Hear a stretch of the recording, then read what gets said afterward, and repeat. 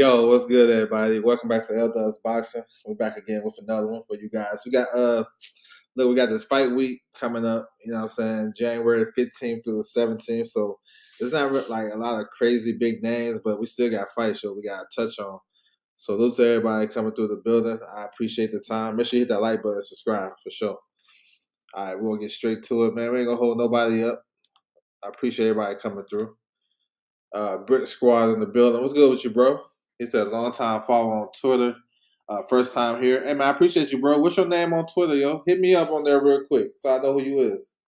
Appreciate you coming through the building. I appreciate that.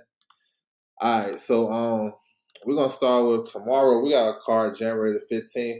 So we got the return of Shanard Bunch. You know what I'm saying? He coming off a loss, too. He lost to Sterling Castillo in his last fight. He's a good fighter too, man. It just I don't know. I don't know what he's missing, but he's back. I remember in the bubble, he was like one of the most active fighters. I think he had like 16, 17 fights during the pandemic. On some crazy shit. But I like Shanard Bunch. He's pretty solid. You can catch his fight on YouTube on the CB Promotion YouTube channel. So yeah, I'm gonna put that in the chat so y'all guys can tap in with it. But yeah, you know, we got some Thursday night boxing for you guys. Let me pull this up real quick. Let me see what my man said. Just doing the building. What's good with you, bro? Salute to you. Appreciate it. So you know Shanard Bunch, he's from Jersey, I believe. You know what I'm saying? Speaking of my man Just doing the building. I think he's from Jersey. Or maybe Brooklyn. I forgot. One of them Jones. But he can fight though. It's just I'm not sure what's going on with his promotional situation and stuff like that. But let me get y'all that link to the YouTube channel that he's gonna be on tomorrow, so y'all guys can tap into it. I want to make sure everybody is informed. That's first and foremost. All right, let me put this in the chat. Yes, sir. All right, there it is, right there. My man Brick Squad. He said, also typical given the fight week. Yes, sir. Oh yeah, Curiel. Yeah, that's a good fight, man. Okay. Mexican American. Okay, bro. I'm with you. Appreciate it. You know what I'm saying? Appreciate that news. We'll see. But yeah, make sure you guys tap in. I put the link in the chat for Shanard Bunch. You know what I'm saying? It's like a low key type of fight. But yeah, y'all tap in. Y'all got the link right there. Down in Australia, early in the morning, January the 16th, so early Friday morning, we got Nikita Zoo versus Michael Zarafa. I think it's gonna be a real good fight. I heard this fight gonna be on the Zone, but in New Zealand though. So I haven't heard nothing from the US yet, but this is gonna be a fun fight. They fighting at the catch weight 157. But here's the rest of the card right here. There's some notable names we can touch on. Liam Wilson, he's a good fighter, solid contender at 130 pounds. Y'all remember he gave Navarrete a scare in the world title fight. He came up short and he lost to Oscar Valdez. But he's a pretty solid fighter, good puncher. He's on this card. Dempsey McKean, the heavyweight. You remember he got ran out. He got ran out the ring by Moses Otama. The last time I saw him, he got stopped in the first round. But he's back on this card as well. But the main event, though, you know, it's a pretty solid fight, though. You know, it's interesting because I don't think this fight going the distance. You know, Zarafa is a good puncher at a certain level. Every time Zarafa steps up in competition, he get beat up. Peter Quillen early in his career, Arislani Lara got him up out of there in 2 rounds last year, and or the year before last. So every time he step up, he loses. He beat Jeff Horn, but then he lost to Jeff Horn. So you never know what you're gonna get with Zarafa. But he's the bigger guy, got more experience, and that should kind of bode well for him. Those are his advantages. But let's see how he take a punch because I think actually Nikita Zoo is a solid puncher and he got some skills. He's a southpaw and he you know what I'm saying he kind of crafty too. He kind of fight a little bit different from his brother Tim, but he's still aggressive. And he ain't playing no games. Like this shit can be a shootout. It can be a 2 round shootout, or it can be like a whole 10 round type of slugfest. But I expect yeah, like I said, I expect a very good fight. I like Nikita Zoo in this fight. I actually think he's pretty quick. I think his quickness and his power. I think once he touch Zarafa, I think he gonna hurt him and probably get him up out of there early. But we're gonna see, man. Hopefully we get some US TV for this, man. Should be a pretty solid event down there in Australia for sure. And if I get a link, y'all tap into my community tab. I'm gonna post it there. You know what I'm saying? So y'all can tap in as well. My bro Mike in the building.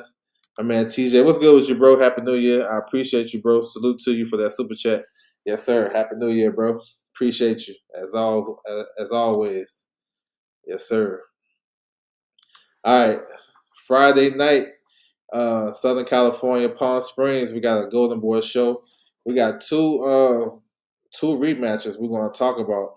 Rocha versus Courier, Flores versus Chavez. So Golden Boy is going to load up this undercard with a bunch of prospects. You know what I'm saying? They got some solid guys too, and some good names on the card. We're gonna start with Scrappy Ramirez. Look, he got a good fight. He's facing Byron Rojas. That's a good fight. They're fighting at 115 pounds. Rojas is moving up in weight. Scrappy, look, he's like number one with the WBA, so he's close to a world title shot. Um, and it all depends on what happens with Ben Rodriguez. If he vacates his three titles, then more than likely, Scrappy can be fighting for one of those vacant titles. Maybe even a rematch with the guy he lost to, David Jimenez. So Jimenez has the interim title. So I can see that happening, but he got to win here. This should be a pretty good fight, though. My man Rojas can fight. You know what I'm saying? Pretty good fighter, but he did a lot of his work at the lower weight classes. Now he's basically jumping up two weight classes to fight Scrappy. So Scrappy should have the size advantage, man. We're gonna see. You know what I'm saying? It's a pretty interesting fight right there. You got Joel Arate on the card, another good fighter. Um, he's a up and coming welterweight prospect. Undefeated, good power. He only had one kind of bad fight with Kevin Johnson, but everybody kind of have bad fights against him. But Arate is pretty solid. He's tall, probably like 6'1", 6'2", welterweight. I know he was in training camp with Ryan Garcia, so that's what made me think Ryan Garcia taking it serious, because to have this young guy in your training camp who had a nice amateur career and he's a serious fighter, that tells me Ryan is actually taking Barrios seriously, in my opinion. But yeah, he's on the card too. He's actually fighting a WBA eliminator. So y'all stay tuned for that. I like Arate. He pretty solid. Yes, sir. Appreciate you, bro. And then you got a bunch of young guys. Ruslan Adalev. He's fighting he's fighting for a regional title as well. He's a pretty good fighter. He only got 3 fights, and they're already pushing him. You know what I'm saying? They're trying to get him to be a world champion. He fights at 140, pretty solid. Fabian Guzman is a good prospect as well. I think probably the hottest prospect on this right here is Caden Griffins. He's been having some spectacular highlight reel knockouts. He's a pretty good guy as well. So y'all tap in, man. The undercard gonna be banging with a lot of young fighters, and then we got the two main fights. There's rematches from last year. Well, the last year, I guess we can say. All right, back to this though. Start with the co-main event. Gucci Manny Flores versus Chavez. Um, Jorge Chavez. Now this fight right here, they fought last year. I thought Chavez won the fight. You know what I'm saying? He was counter punching real well. He was just quicker to the punch than Gucci Flores. You know what I'm saying? Gucci Flores is a good fighter. He's the home fighter as well. So he get a lot of love in that area. Palm Springs, Indio. But I felt like he lost that fight. They scored it a draw. And Chavez, he's a good fighter, yo. He's underrated. You know what I'm saying? Not a lot of fanfare, but he can fight, though. And I actually think he's going to win this fight, too. As far as the main event, this is a very important fight for the welterweight division. The welterweight division is flipped upside down because Boots left. We searching for who the number one guy. A lot of people think it's Haney. I think it's still up for grabs. But the winner of this fight is in a great position to challenge for a world title sometime this year. So of course it's a rematch. They fought to a draw the last fight. I'm not gonna lie, man. I don't know who won that first fight. I'm cool with the draw. That was a pretty good fight. Very competitive. A lot of ebb and flows in that fight. and I'm cool with the draw. This go around that's a little different. We haven't seen Alexis Rocha since that last fight. That was December 2014. So a year plus out the ring. And I know he's been dealing with injuries and stuff like that. So we'll see how he looks. Sometimes that should take effect over you. Curiel, he had one fight. I think it was in June. And he looked pretty good. He had a stoppage win on the Jake Paul and Chavez Jr. card. I mean, I like Curiel in this fight. I think Rocha is probably more versatile because he can box. He a better boxer, and he'll probably be using the ring. But I think Curiel's pressure is probably going to get him this victory. I think he edged it out. I think it'd be another good fight. You know what I'm saying? They know each other, so it should be good. So y'all tap in. This is Golden Boy on the Zone. January the 16th, Friday night boxing, y'all. Y'all tap in. Should be good. Um, Chavez, I thought won pretty clear. Yeah, I thought he did too, man. I don't know what they was talking about. I don't know. This fight isn't. No, it doesn't. It does that matter? No, I don't.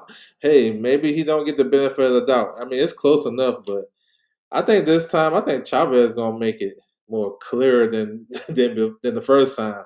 Maybe even get a stoppage this time. I don't know. I like Curiel on points. Yeah, I go with that because I think Rocha probably boxed well enough to not really take a lot of chances. So I don't know. I think he learned from that fight against Giovanni Santillan. He started boxing a little more. Thomas Hill, what's good with you, bro? Salute. Appreciate you coming through.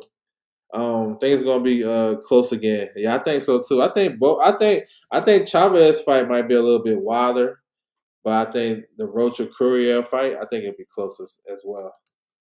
So yeah, good shit though. All right, so this card right here is on the Zone. Early card, early in the morning, live from Turkey.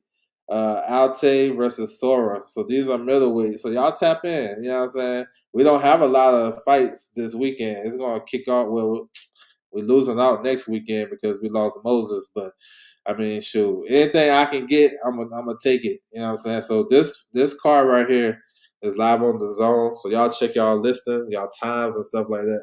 It's gonna be live from Turkey. Here's another one. So I know Freddie Kowit. I remember him.